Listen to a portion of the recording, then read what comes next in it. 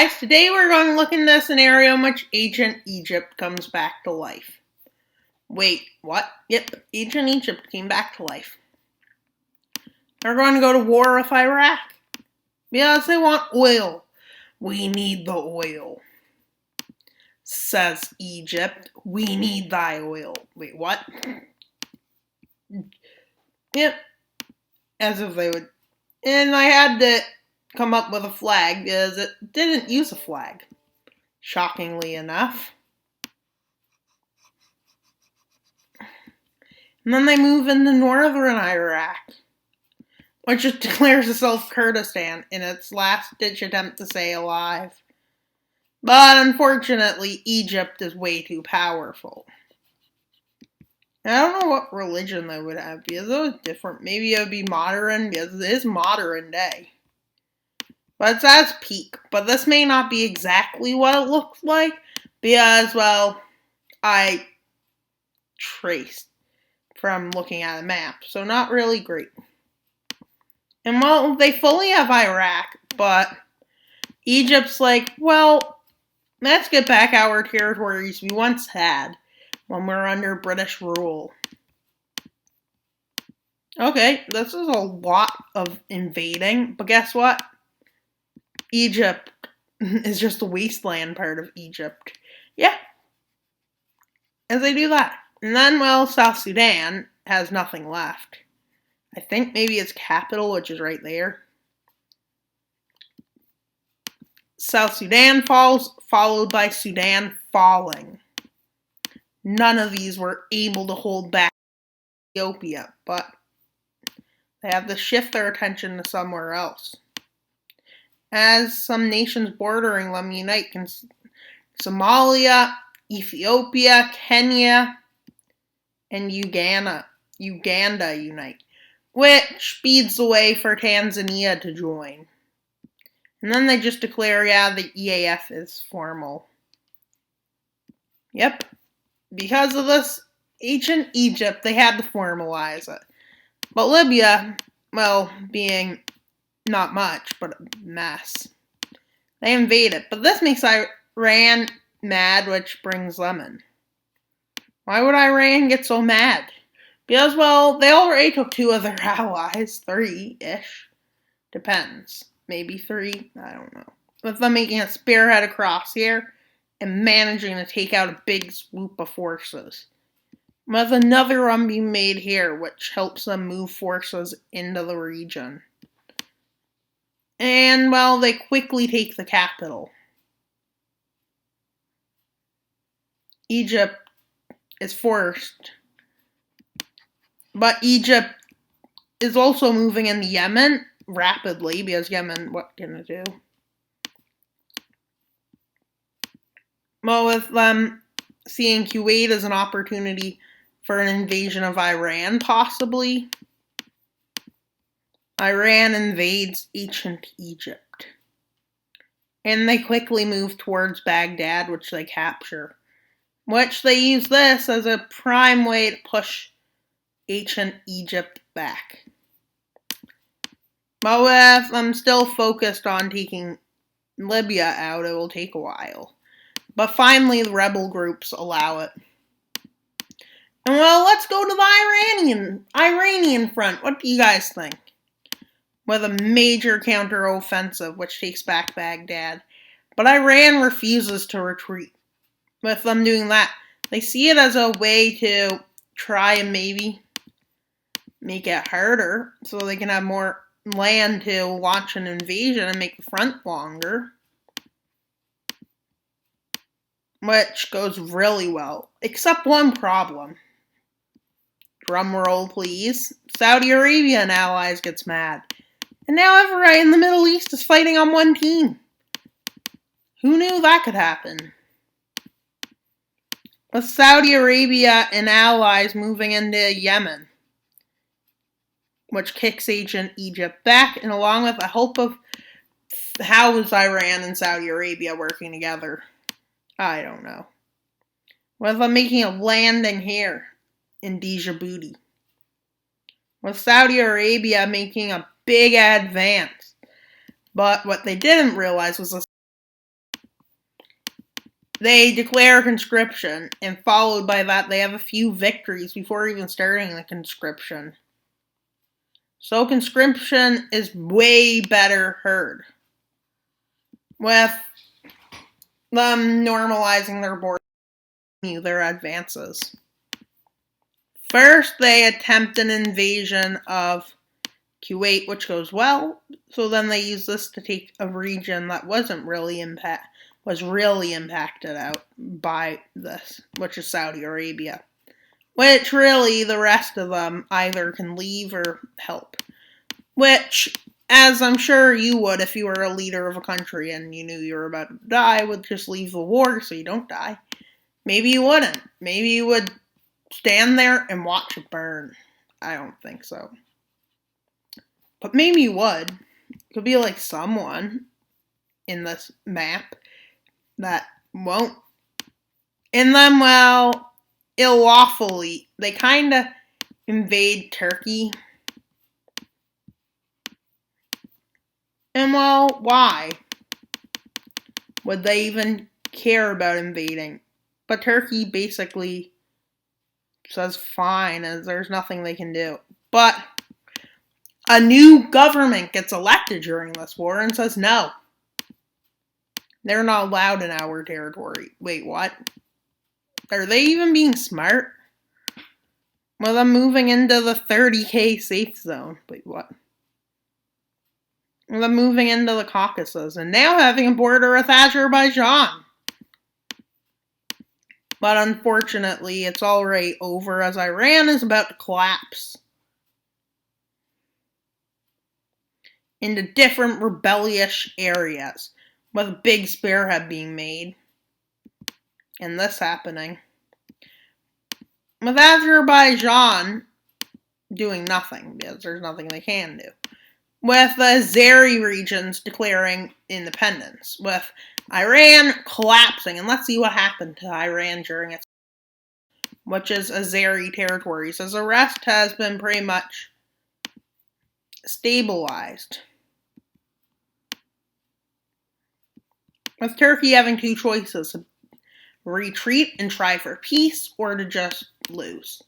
Which, as I'm sure you would imagine, Turkey keeps fighting. Okay, that's not a shock. As they head towards the capital of Egypt, which actually goes well. That is until it doesn't anymore. With Turkey saying we're going to get our old lands back, but this kind of happens. And Turkey's a bit upset, actually. Their dream. They agree to leave for lands, but then they're kicked out. And well,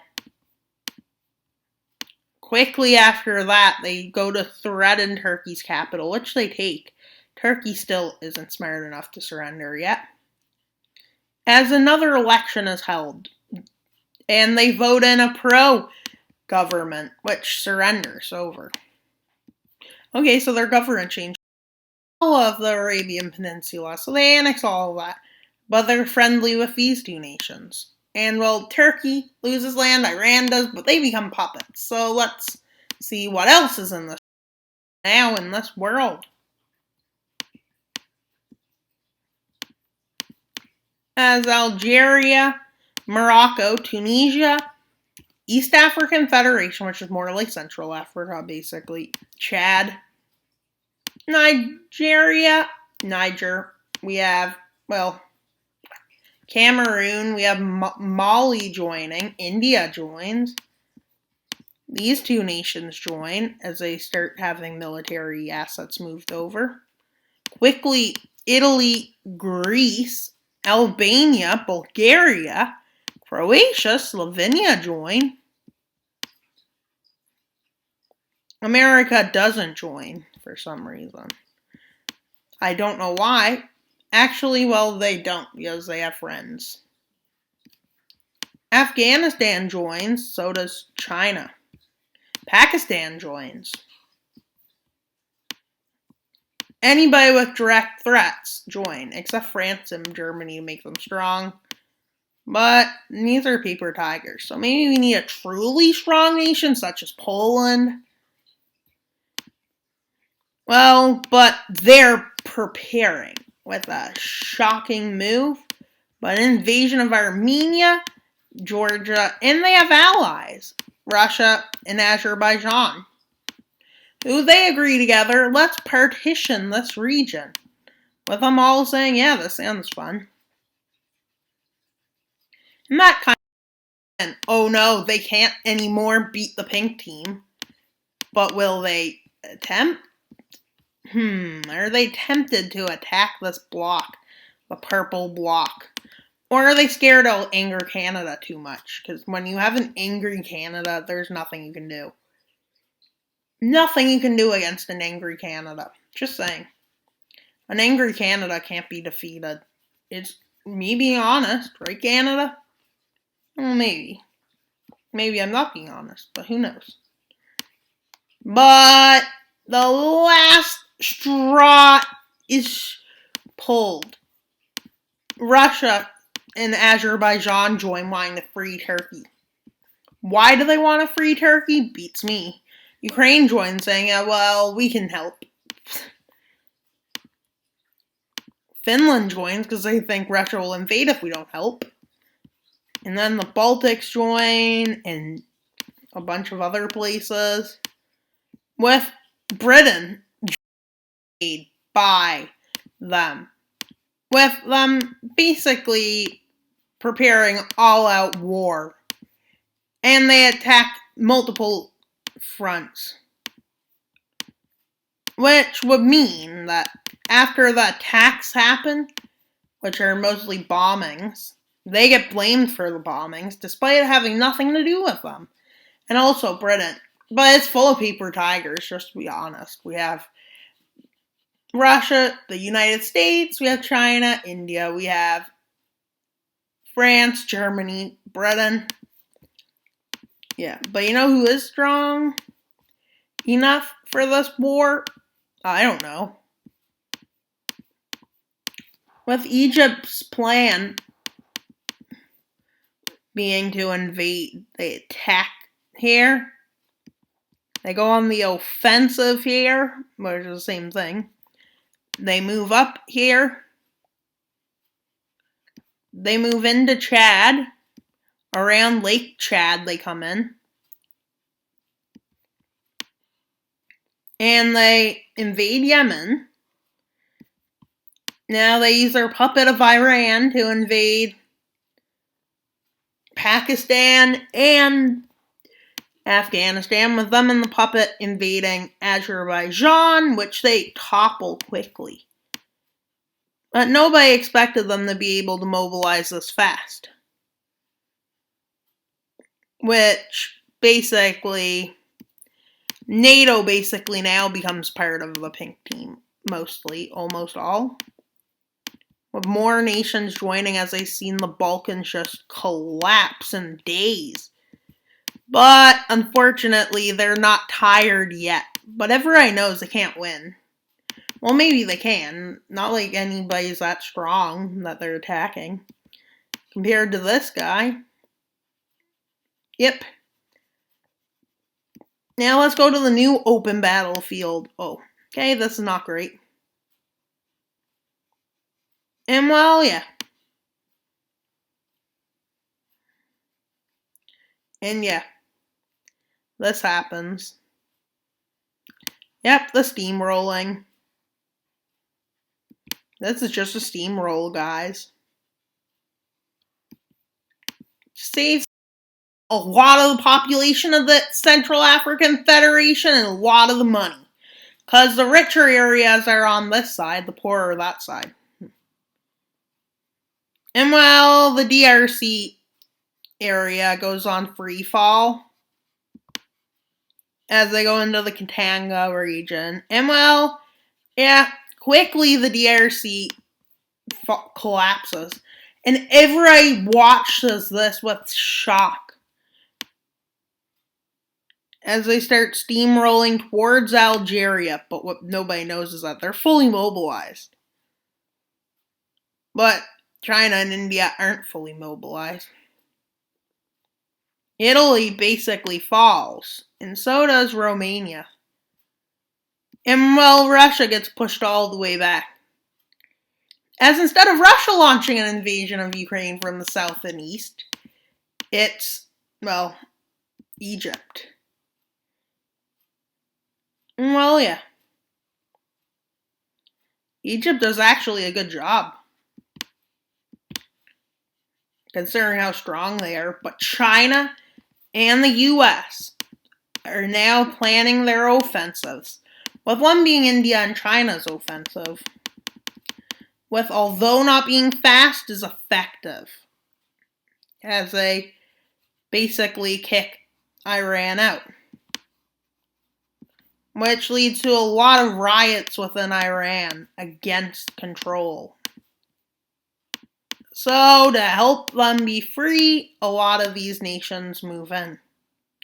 Afghanistan helps China launch an offensive, and Pakistan and India work together. I don't think this will work so well. And well, they launch towards Tehran, encircle Tehran, and take it. With the Iranian Republic being established now, which basically just counters the rest, with eventually being clear that, well, there aren't really any puppets anymore because they just occupy them. Well, they're starting to move towards Morocco, but they get to about there, but somebody shows up. They come from multiple fronts. In the north, America comes down, raining through Italy, right? And then they go raining through here, with them raining in through the deserts. And well, with this, Europe's offensive starts. And with this, Ukraine and Russia's offensives begin. And well, quickly, not soon, but quickly this happens. And everywhere is just freed / liberated. With a focus with China, India, and Pakistan landing forces here, America lands forces here, and France lands forces in Germany. And well, quickly the EAF has rebels everywhere. I mean, how hard could it be to liberate this? Look at it. Just look at it. And well, guys, yep, this is not really great. With this region becoming more like this, as the two offensives, the American and Asian ones, east and west meet, with them telling Egypt, you can surrender now, or you can suffer the consequences. Egypt says, we're not dying, we're going down glorious. Which, let's be honest, they might. Or they might, of this happening, an Asian offensive has started, with Oman and the UAE doing stuff. Iran then moves forces in, and everybody moves in, including Turkey, who moves into Cyprus. Then Greece meets the Turkish forces, and together they push down. American forces land in Iran, and they help Iran push out Iraq. And well, it looks like Iraq might be liberated, but then again, it is where the oil is. With Libya basically falling, and then this kind of falling. With Egypt at the point where it has to surrender or it will stop existing. And well, the Middle East starts changing drastically. With ancient Egypt in a tough situation, they give up in hopes of not having a harsh treaty. They capitulate in front of everyone. Like a big failure. And let's see how hard they pull back some of its old territories I had before it lost it. Turkey gets back its land and some more, right? It gets back to some island known as Cyprus, right? And well, Mesopotamia's a thing, and then Arabia, and then all this, it's all changed. Libya's bigger, Chad, Central African Republic, and the Central African Republic expanded. But we're not done this video.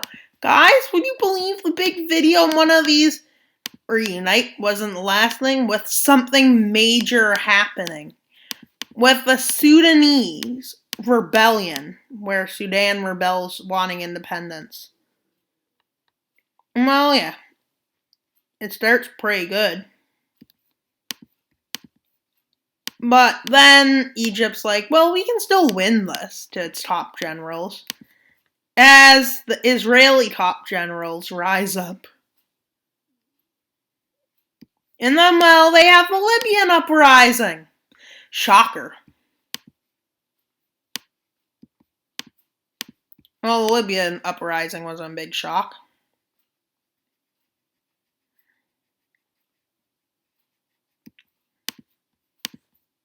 And then they have the Jordanian uprising, which isn't really that much of a shock. With the Jordanian uprising going really well, even taking lands that used to belong to Arabia.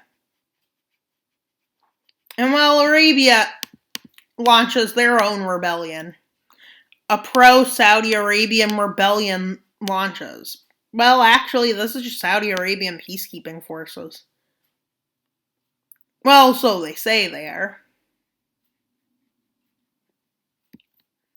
With a bad thing happening, but that wasn't a shock. Well, the Sinai Peninsula, unshockingly, is now Israel. With a big treaty being drafted up with some places. But it doesn't really work so well. With the Nile uprising seeming very likely if Egypt doesn't meet for peace with how everything's going for them, they decide, well, meeting for peace is our best decision. Let's give all the rebels their independence, along with Lebanon, who is now threatening to revolt, and then we won't have a peasant uprising. Will we? Nope. That's Egypt's thoughts. But no, that's end wrong, like very badly.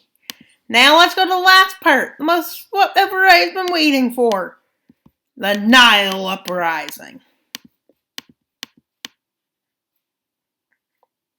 Well, it works. As they move down and up the Nile. Until some groups decide to do that. Wait, what is going on? That's not even the Nile.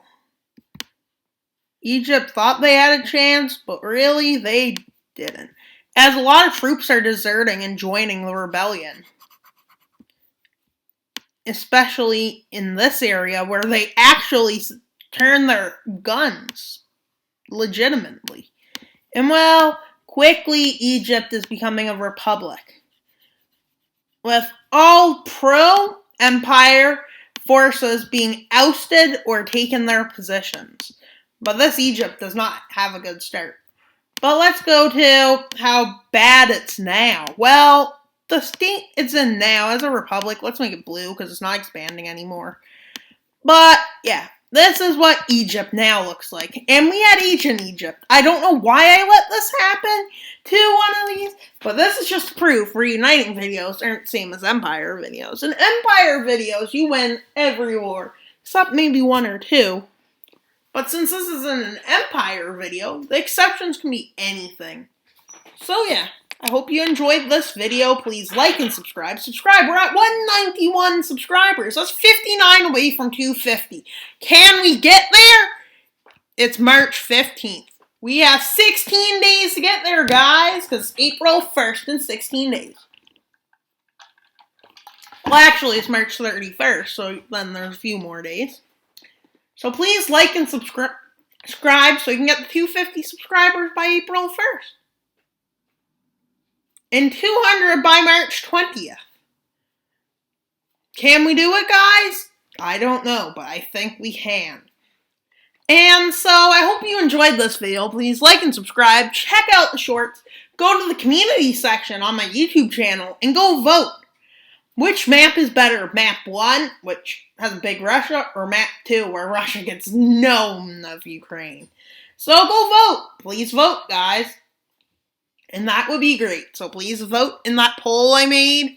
And that's all for today's video. Please like, subscribe, vote in the poll, and do whatever you want to do. That's all for today's video. Wild Mapper out!